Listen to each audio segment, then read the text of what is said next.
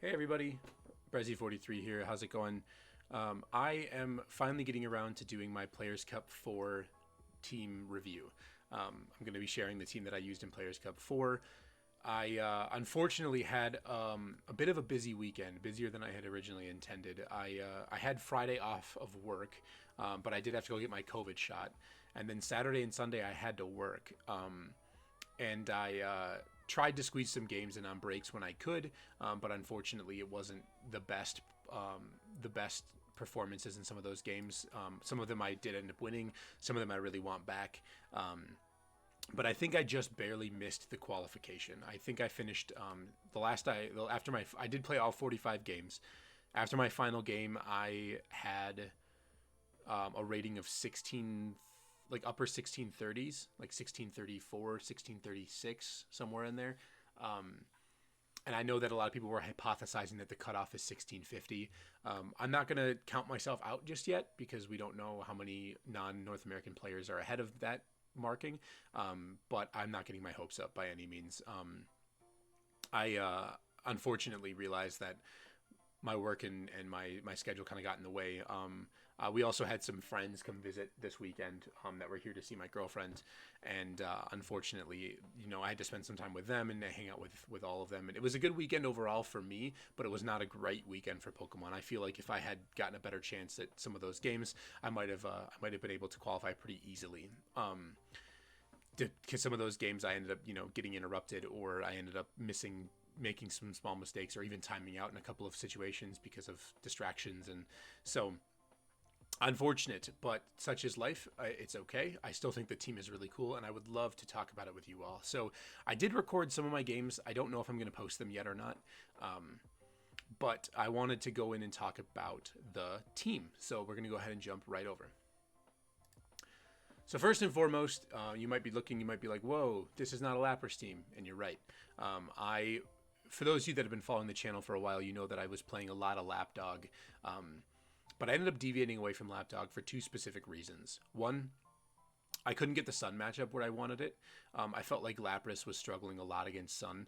I felt like I really had to tweak the team and try to have a different mode ready for Sun, and even Sun could sometimes make Zacian really, really uncomfortable, as well as Lapras and Amoonguss and different things like that. So you really only had Incineroar and kind of Thunderous as well. So I didn't love that matchup. And two, I was encountering a lot of things that were pressuring it, like a lot more Rillabooms and a lot more other things like that. I wasn't sure if that was just coincidence, but that was something I was noticing. But the other main reason was that my experience with Lapdog has been that you have to play really, really well. You have to make a lot of calls. You have to predict what your opponent's going to do. There's a lot of, after the Dynamax is over, you don't really have any I-win matchups, right? You really have to rely on accurate positioning and playing to certain end games and accurately predicting your opponent. And sometimes if you get that wrong, you might lose. And the reality was I didn't want to play 45 games of a qualifier with that type of a team because I was going to make mistakes, especially since I had to work and I knew that it was going to be a busy weekend. I didn't want to put myself into a situation where I would have to be super focused and honed in and playing well in order to qualify. So I opted for something a little bit different. It's a little bit out of my wheelhouse in terms of play style, but it was really fun and a team that I would highly advocate for. So, Kyogre. Why did I choose Kyogre? Well, I felt like Kyogre, unlike Lapras, was a water type that actually had a good matchup against Sun. You had, if you positioned it appropriately and dealt with the Venusaur, you could actually fight Sun pretty well. You could set up for a late game Kyogre. You could basically the game plan. We'll talk about that more later on, but basically you could position your Kyogre to be in a really good position to sweep the remaining parts of the team, or the remaining last two Pokemon or whatever. And because it sets up rain when it switches in, it can fight the weather for you, which is fantastic. Pretty standard Kyogre set. I opted for Sea Incense, which, for those of you that don't know, does the exact same thing as Mystic Water. I chose Sea Incense because it's easier to get in the game. I do have a Mystic Water, but I just found Sea Incense in my inventory first. But two, if a player who maybe isn't familiar with Sea Incense happens to frisk you with like a Dusclops, for example, and they see Sea Incense, they might not know what it does. They might have to Google it or something in the minute, which might distract them or whatever. Just small little things like that I like to kind of tech for. I'm weird like that. So Sea Incense was my item. Protect, Origin Pulse, Water Spout, and Thunder. I wanted to use Thunder instead of Ice Beam for opposing water types like opposing Kyogre, opposing Lapras. Also, because I didn't want to change the weather when I Dynamaxed, and Thunder can give you some nice tools to fight. To fight Sleep.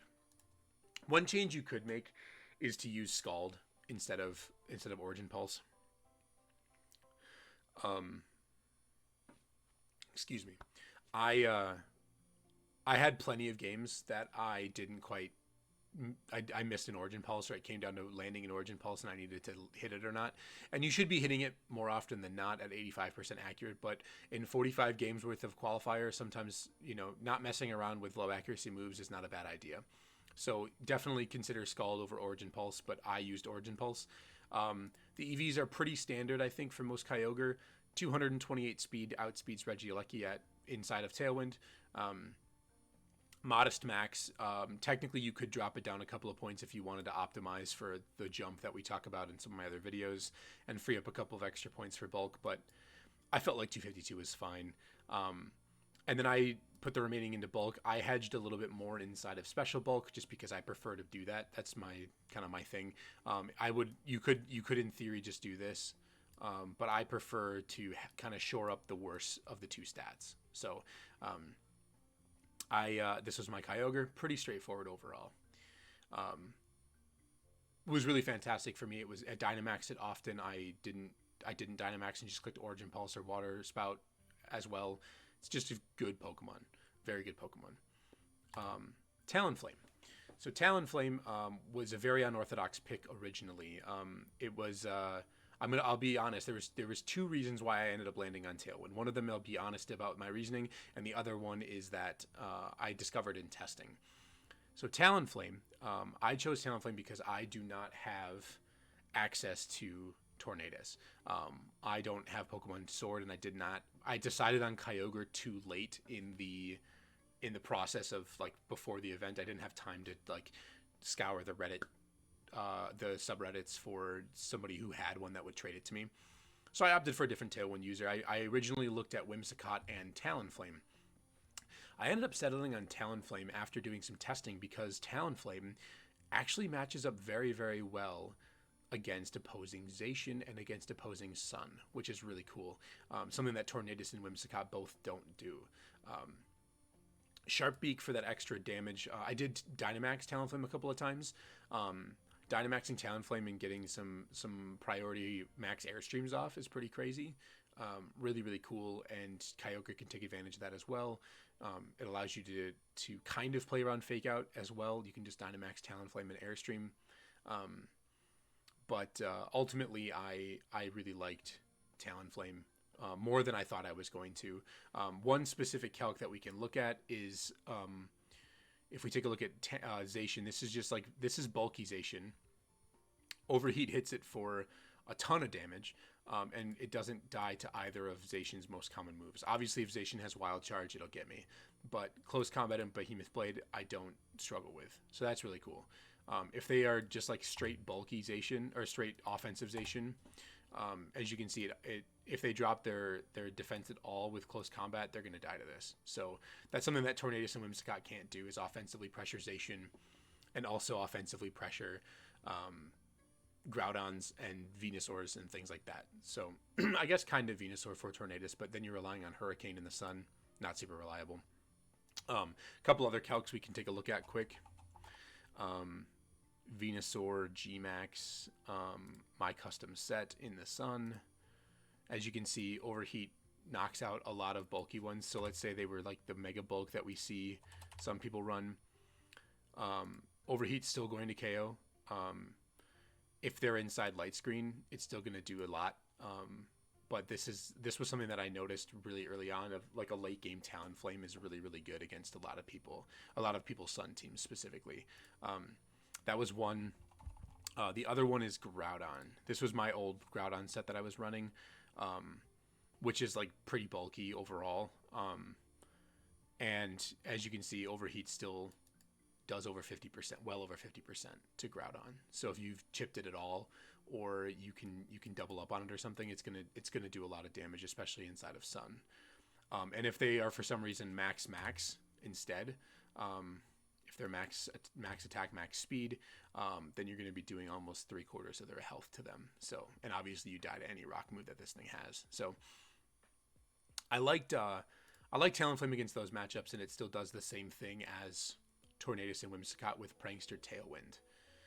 One of the things I did do a couple of times as well, actually, was sometimes, if I could get a read on my opponent's item, if they had an Urshifu on their team or something that I was predicting would be carrying the Focus Sash, and they led Whimsicott, if I led Kyogre Talonflame, sometimes I could go for a Hurricane and knock out the Whims before it even got to set up its Tailwind, because Gale Wings is the same as Prankster, but Talonflame's faster. So super, super cool. Really, really interesting. A lot of play to this Pokemon. Definitely not as good as Tornadus and Whimsicott and Traditional Rain, but it deserves a nod for being a fire flying type and having better matchups against some of the other things. So that was Talonflame. This Talonflame paired with Kyogre gives me that really potent hyper offense, or not necessarily hyper offense, the really potent oops, I win factor that I was talking about before. People that run Colossal, people that run Sun, people that like, they have this kind of a mode where they just have like a really, I don't want to use this expression, but quote unquote easy mode, where they don't, in a qualifier, it's really important to have this style of play available. Some matchups are going to be very, very weak to Water Spout spam. I ran into 3 of them specifically, and you just set up Tailwind and you click Water Spout. I had 3 games that I won the game in 3 turns because my opponent had no resists and no or they had 1 resist to water, but they had no way to speed up their team faster than Talonflame's her Tailwind, and I just knocked everything out with Water Spout. So definitely really good to have this type of a mode on a team that you could be playing in a qualifier. So that was Talonflame Kyogre. The next member I arrived at was Grimmsnarl. This is a bit of a nod towards my play style of how I like to play Pokemon and how I like to play all strategy games. Is hyper offensive teams as a whole, I'm not very good at them. I need more practice with them if I'm going to continue to play them. But I struggle at the whole idea of like just pressing damage all the time. I like to kind of like battle for position or fight on a different axis some of the time. I don't like just like clicking damage. And Grimmsnarl with screens was something that I was really interested in. I wanted to have the option against some of the Trick Room teams, the Calyrex Ice teams, and some of the Sun teams that are like bulky Sun teams. I wanted to have screens as a way to slow the game down. If I can't compete with super hyper offensive teams, or they have better tools at it, Grimmsnarl can help me just pump the brakes on the game. I can set up screens, I can Thunderwave stuff, I can do a lot to disrupt my opponent's offensive game plans and try to just position a late game Dynamax for the sweep. So Spirit Break is, in my opinion, unless you need Sucker Punch for a specific reason, I think Spirit Break is the best attack for Grimmsnarl if you're just going to be running one attack. Thunderwave was a really great speed control mechanic that I had I could lead Kyogre Grimmsnarl, which was often my lead against a lot of the Trick Room teams, and I could just launch Water Spouts and Spirit Breaks and Thunder Waves and set screens and whatever. This thing can also deal a bit of damage, so definitely don't be afraid to smack something with a Spirit Break. But this EV spread is very standard. I think it takes Life Orb Sludge Bomb from Venu outside of Light Screen. We can check. Grim. I should still have it loaded up here. Yeah. And then Venu. Whoops.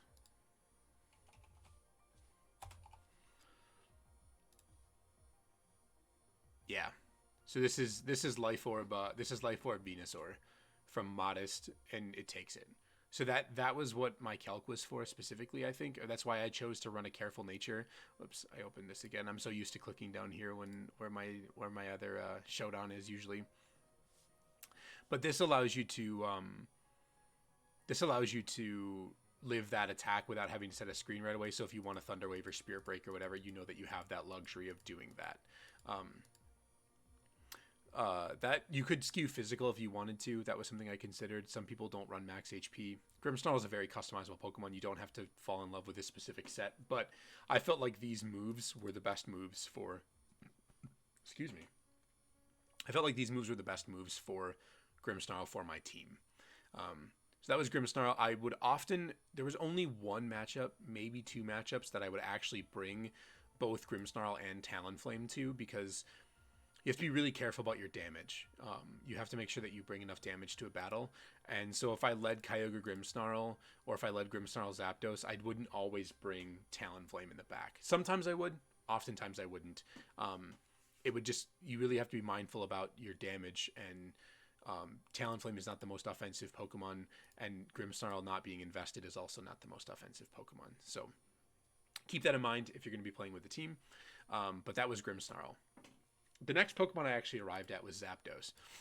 Now, Zapdos was my Sun answer. The best Pokemon I had against Sun. I actually ran Thunderbolt in the tournament, but I would recommend changing it to Thunder. It makes sense with Kyogre's Rain. But Thunderbolt is fine too. This is a bit more of a bulky Zapdos. I ran Safety Goggles. Now, I regret this item because nobody tried to Sleep Powder my Zapdos. I think people were just expecting it to be Safety Goggles because of the way that I played it. And so if I had run Life Orb on this, I might have I missed a couple of KOs with Zapdos that I might have been able to pick up had I been Life Orb instead of Safety Goggles. So that was something that I noticed, but Safety Goggles was the safe choice. It helped me fight off a lot of it helped me deter Sleep Powders and Spores. And then Thunderbolt or Thunder, Hurricane, and Heat Wave are pretty standard. I tested Assault Vest with this Pokemon as well with Weather Ball instead of Detect, but ultimately I liked the ability to Protect. I don't remember what this specific EV spread does, but I think it takes something. I don't remember. But I felt like I didn't need the 200. I didn't need to be 252. You're exchanging 4 points here. I'll show you. Like if you were to run 4 instead, yeah, if you go 252, you're only exchanging 4 points. But I actually noticed this bulk a couple of times, so this is something that you could definitely use as well. Life Orb might be better than Safety Goggles, but I liked this EV spread a lot. Detect, Thunder, Hurricane, Heat Wave, or Thunderbolt, best items, or best moves in my opinion. So that was kind of the general place where I started. The next thing, I knew I wanted a Grass type, and I also wanted a Steel type. Originally, I tested Ferrothorn as like the end game Pokemon for this team. But I was really lacking damage at that point. Like, yeah, I have Grimmsnarl. Ferrothorn is my end game to get Grimmsnarl inside screens and just be bulky and annoying and play to that end game. But with Talonflame potentially coming to a lot of matchups and Ferrothorn not helping out some of my other matchups, I arrived at Kartana. It's a very, very basic Kartana. I ran this spread, Jolly Max Speed. In theory, I think you can drop down to... I think it's right. Let me think. There? It might be here. The next relevant Pokemon that you outspeed as Kartana is Nihilego.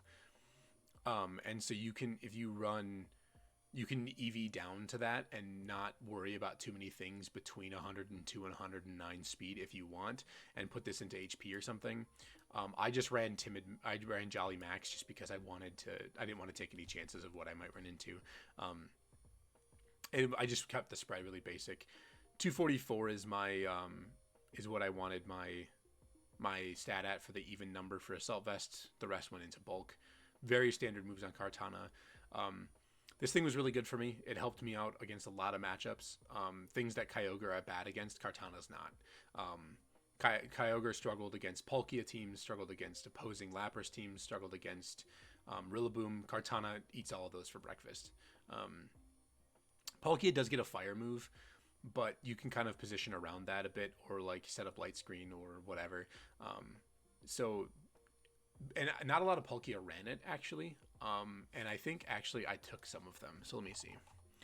Kartana custom set light screen Palkia. Let's go. Let's just say it's modest 252 just for simplicity's sake. I don't know if people are actually running that or not. Modest 252, and then I think it ran Flamethrower. Yeah, so you take it, and you do hit back pretty hard, especially considering that you're faster already.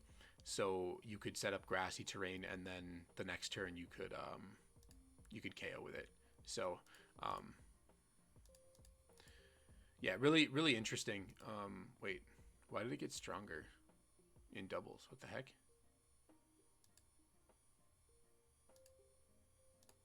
That must be a bug. Huh.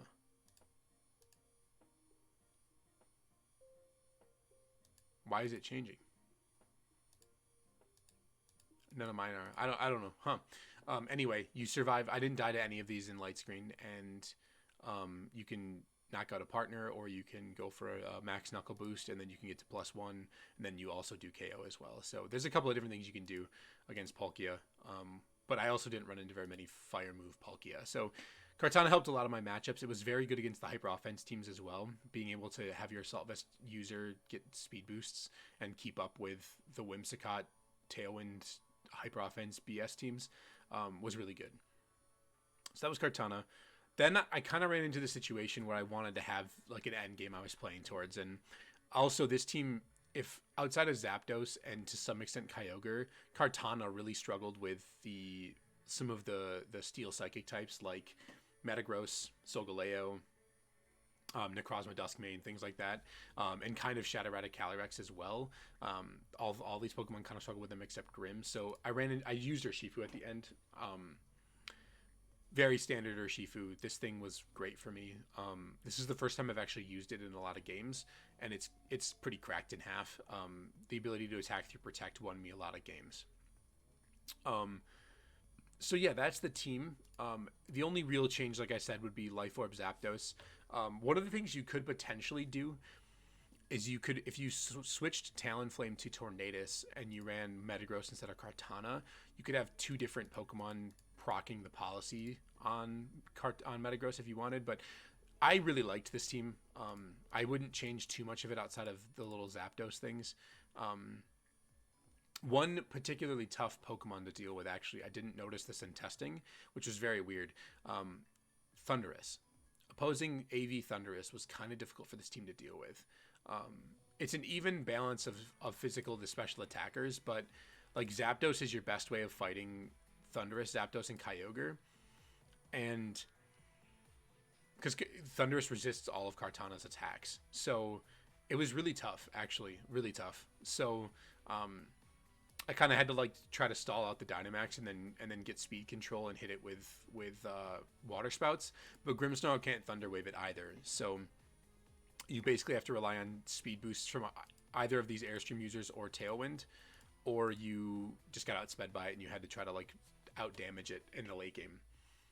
So that was a problematic Pokemon, but I'm gonna go ahead and jump into some of the matchups. So my default mode was to lead my default Water Spout offense is what I called it, was just Kyogre Talonflame. Pretty straightforward. You just set up Tailwind with Talonflame and you Water Spout stuff. Then from there, you choose in the back which of these two Pokemon you want to be your Dynamaxer. Sometimes you end up Dynamaxing Kyogre, but oftentimes if you lead Kyogre, you won't be doing that. You'll be knocking things out to position your end game. But Kartana, Zapdos, you choose one of those two, whichever one you want to Dynamax, and then almost always bringing Urshifu in the back. Really straightforward offensive lead. Doesn't really, you get up speed control and you smack stuff with Water Spout, and then you set up with whatever sweeper is going to be closing the game out for you, plus or Shifu. So that was the Kyogre Water Spout offense, is what I labeled that one as. Next was my Sun team. This was my most commonly brought Pokemon against Sun. I never brought Kartana for obvious reasons. Sometimes I would not bring. Sometimes I brought Urshifu. But there was a really popular Sun team that was popping up for a while. The Battle Room, Colin in the Battle Room, and Adi and those guys, they popularized a Sun core that was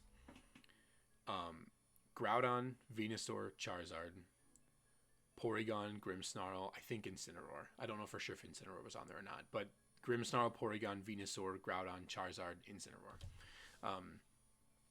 Basically that last Pokemon didn't even matter.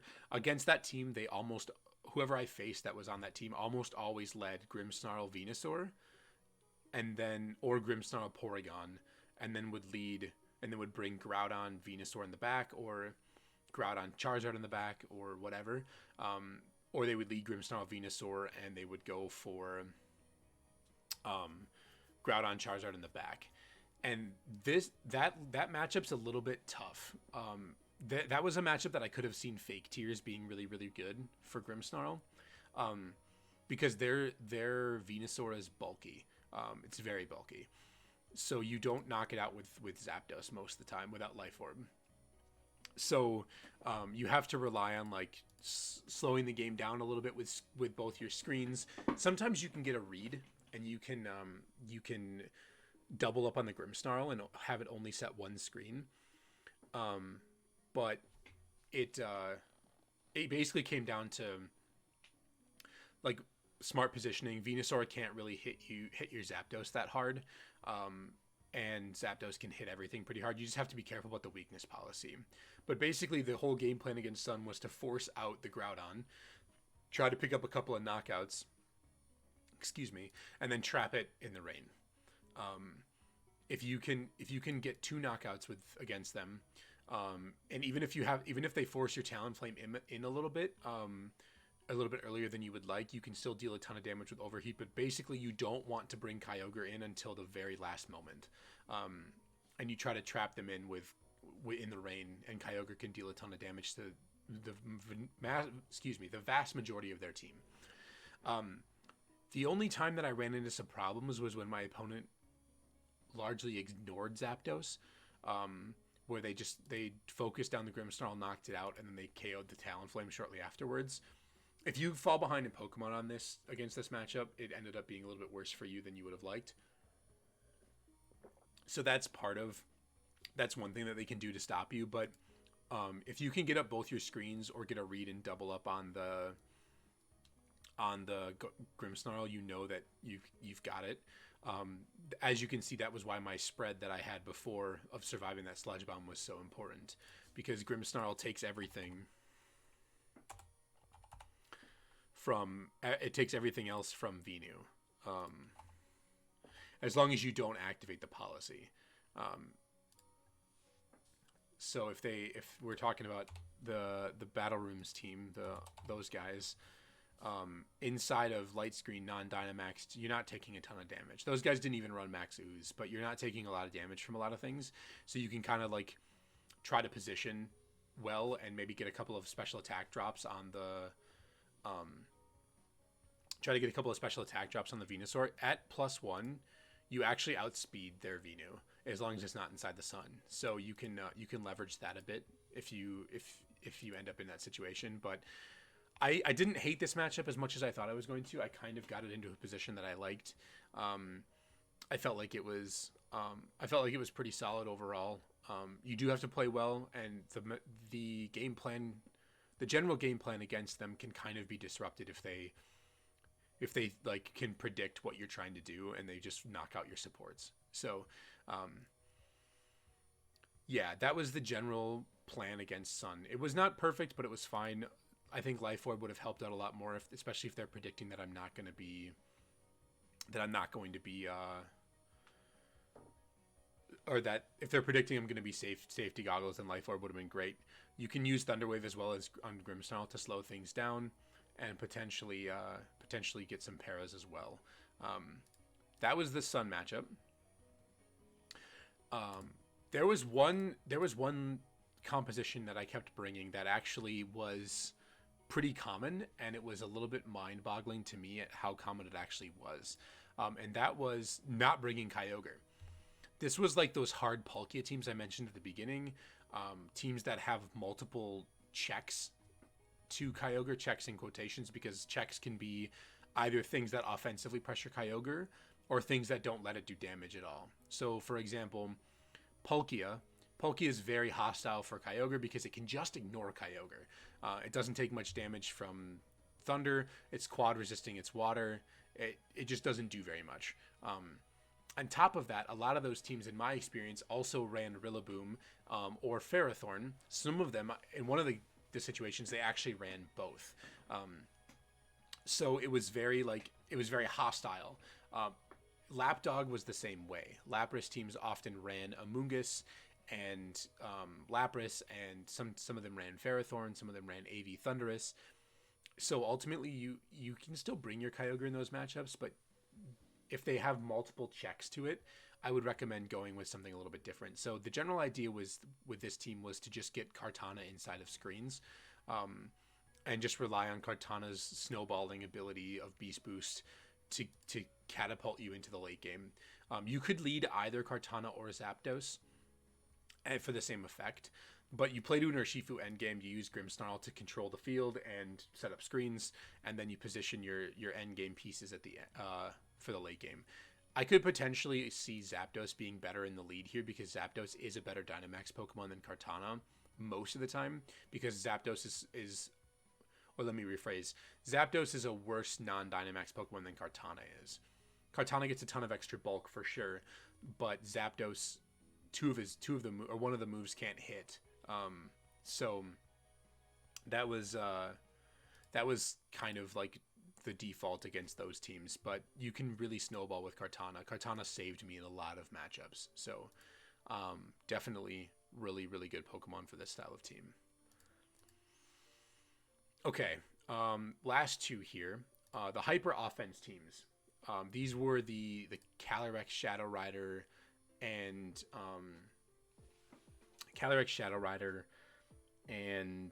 Whimsicott, Regieleki, Cinderace, things like that, all on the same team. This was my default against them. They almost never led Cinderace because of this Talonflame Kyogre threatening them. So you generally would go for Kartana, and then you would either bring Grimmsnarl or Talonflame. You Dynamax on turn 1, same as them, and you try to keep pace with their boosts. Sometimes it's okay to run Grimmsnarl because like the screens are really nice and the Thunder Wave and stuff, but you basically just try to like keep pace with them, not get knocked out, and then play to Kyogre or Urshifu endgame. And Talonflame and Grimmsnarl will allow you to set up your speed control so that way Kyogre doesn't get outsped in the late game, or Urshifu doesn't. Occasionally, I would choose both of the supports and bring Kyogre or Urshifu in the late game, but that was if usually I would end up dropping off Urshifu in those moments, because basically you're just positioning to a Kyogre endgame, and you're doing the same thing with Sun, where you're leading Grimmsnarl, Kartana, which are your two probably bulkiest Pokemon, and you're trying to just like outbulk and keep pace with them, and then set up for an endgame where you get the later Tailwind, and then you Kyogre from there. So this matchup, I didn't lose to a single time, surprisingly. Kartana was phenomenal in these matchups. They can't really hit it that hard, especially inside of Light Screen and Reflect. So definitely really good there. And the last one was my Trick Room, my default Trick Room lead. Usually these were teams that had Calyrex Ice, Necrozma Duskmane, Solgaleo, Metagross, things like that. Don't really want Zapdos in those matchups. It's just too frail. And I also don't really want Talonflame for the same reason. It doesn't do anything if Trick Room goes up. So my default lead against them was Kyogre Grimmsnarl. I could do a couple of different things with this. I could I had a couple of opponents lead Regieleki Mimikyu, and they would go for like a really aggressive play with Regieleki on turn 1, sometimes even Dynamax it, and then set Trick Room. And I was really confused by that a couple of times. So if they lead Regieleki plus Trick Room Setter, you can just protect on Kyogre and Spirit Break the Regieleki, and then you can set your screens or double from there. One particular thing that that a lot of people that I faced didn't realize was that if Mimikyu sets up Trick Room, Grimmsnarl will now be the fastest Pokemon on the field. So you can use Spirit Break to pop the Disguise, and then you can Water Spout from there. So that was something that was really interesting. I never lost any of those teams. Sometimes I didn't even make it past the lead here, but this is one of those examples of leading Kyogre and then not Dynamaxing it, and instead playing to Dynamax Kartana. And the main reason why is once your opponent gets Glacier into position, and they get their Steel type into position, Kartana can keep pace with the defense boosts without getting knocked out. You can just keep yourself alive long enough to play to your end game, essentially stall out Trick Room and then get Urshifu into position to clean up from there. Most Calyrex Ice don't run Protect, so you can get Urshifu into position, and once their Dynamax is over, even inside a Trick Room, if it's just Calyrex versus Urshifu wins. So really, really solid stuff there. I didn't lose to any of these teams. This lead was really potent. Kyogre inside screens is very bulky, and so was Kartana, and then Urshifu cleans up the mess at the end of the game.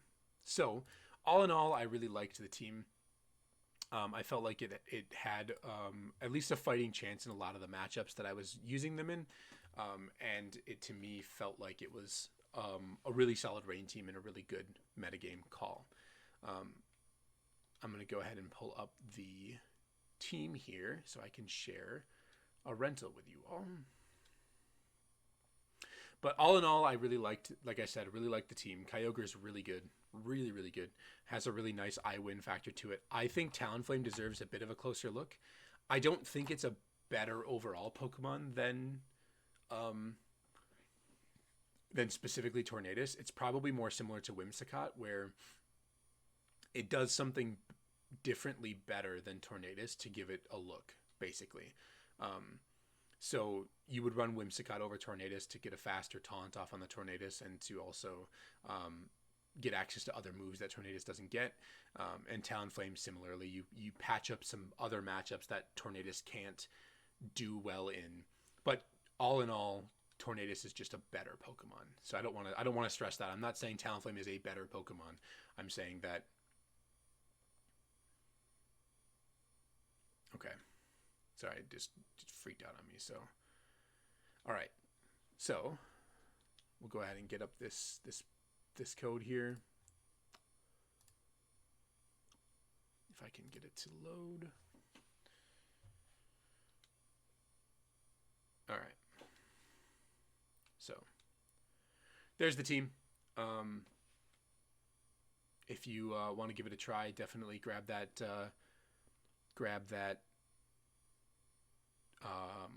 rental code. That's what it's called. Sorry, my brain just totally blanked there. Grab that rental code, give it a try.